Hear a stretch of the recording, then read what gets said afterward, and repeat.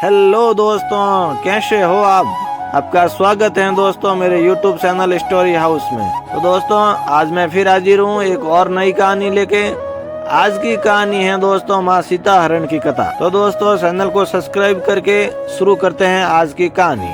दोस्तों सीता हरण की कथा रामायण के सुंदर कांड में सीता हरण की घटना प्रमुख स्थान रखती है। ये कथा भगवान राम, माता सीता और रावण के चरित्र के साथ धर्म, निष्ठा और अधर्म के संघर्ष को प्रस्तुत करती है। माता सीता के साथ ये घटना वनवास के दौरान हुई। भगवान राम उनकी पत्नी सीता और भाई लक्ष्मण के साथ 14 वर्ष के वनवास में पंचवटी के पास स्थित एक कुटिया में निवास कर रहे थे। यह स्थान अत्यंत रमणीय था और चारों ओर प्राकृतिक सौंदर्य बिखरा हुआ था। इस शांत जीवन में विघ्न तब आया जब रावण की बहन शूर्पणखा वहां पहुंची। उसने भगवान राम पर आसक्ति प्रकट की और उन्हें विवाह का प्रस्ताव दिया। भगवान राम ने विनम्रता से यह कहकर प्रस्ताव ठुकरा दिया कि वह पहले से विवाहित हैं। इसके बाद शूर्पणखा ने लक्ष्मण जी की ओर विवाह का अनुरोध किया, लेकिन उन्होंने भी यह कहकर प्रस्ताव ठुकरा दिया वो माँ सीता की सेवा में लगे रहते हैं, वो विवाह नहीं कर सकते हैं। इसके बाद शूर्पणखा को क्रोध आ गया। वह क्रोधित होकर माँ सीता को मारने का प्रयास किया ताकि वह राम से विवाह कर सके। जब शूर्पणखा ने माँ सीता के ऊपर हमला किया तो लक्ष्मण ने उनकी नाक काट दी और उसे अपमानित करके भगा दिया। अपमानित शूर्पणखा लंका पहुंची और अपने भाई रावण से अपनी दुर्दशा की शिकायत की। रावण को अपनी बहन का अपमान सहन नहीं हुआ। उसने माँ सीता का हरण करने की योजना बनाई। रावण को भी ये ज्ञात था कि सीता के हरण के माध्यम से वह राम को कमजोर कर सकता है। रावण ने अपने मामा मारीच को स्वर्ण मृग का रूप धारण करने के लिए प्रेरित किया।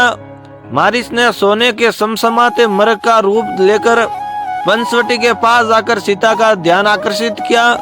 स्वर्ण मृग को देखकर सीता मोहित हो गई और भगवान राम से उसे पकड़ने का आग्रह किया। सीता की इच्छा को पूरा करने के लिए राम मृग के पीछे गए। मृग को पकड़ने के लिए बहुत समय लगा।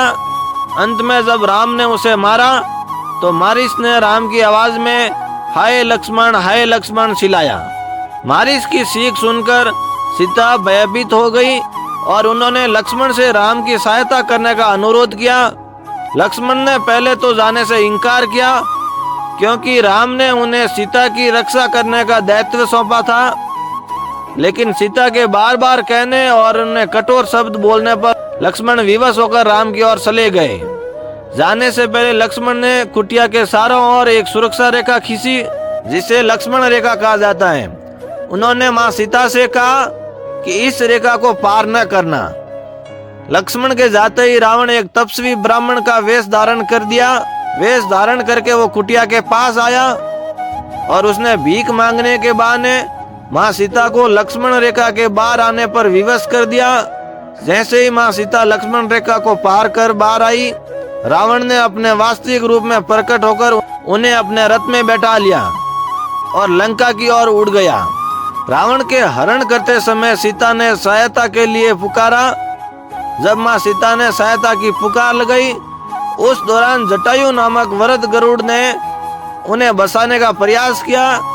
उसने रावण के रथ को रोकने और माँ सीता को छुड़ाने के लिए साहसिक युद्ध किया, लेकिन रावण ने उनके पंख काट दिए, जिससे जटायु गंभीर रूप में घायल हो गया और घायल होकर जमीन पर गिर पड़ा। रावण सीता को लेकर लंका पहुंचा और उन्हें अशोक वाटिका में रखा। उसने माँ सीता से विवाह करने और उन्हें अपनी पत्नी बनने का आग्रह किया, लेकिन सीता ने यह प्रस्ताव दृढ़ता से अस्वीकार कर दिया। उन्होंने राम के प्रति अपनी निष्ठा और प्रेम को अडिग रखा और उधर जब राम और लक्ष्मण लौटे तो उन्होंने सीता को गायब पाया। वो अत्यंत दुखी हुए और सीता को खोजने के लिए संकल्प लिया और खोज में उन्हें जटायु की सहायता मिली, जिसने अपनी अंतिम सांसों में माँ सीता के हरण की पूरी घटना बताई। उसके बाद राम और लक्ष्मण ने सुग्रीव, हनुमान और वानर सेना की मदद से लंका जाने और माँ सीता को बचाने का अभियान शुरू किया और फिर पूरी वानर सेना और श्री राम जी लंका गए और रावण को मारकर वहां से विजय होकर माँ सीता को छुड़ाकर ले आए। और उन्हीं के साथ उनका 14 वर्ष का वनवास भी पूरा हो गया। वो माँ सीता और भाई लक्ष्मण के साथ वापिस अयोध्या आ गए। तो दोस्तों ये थी आज की कहानी माँ सीता हरण की।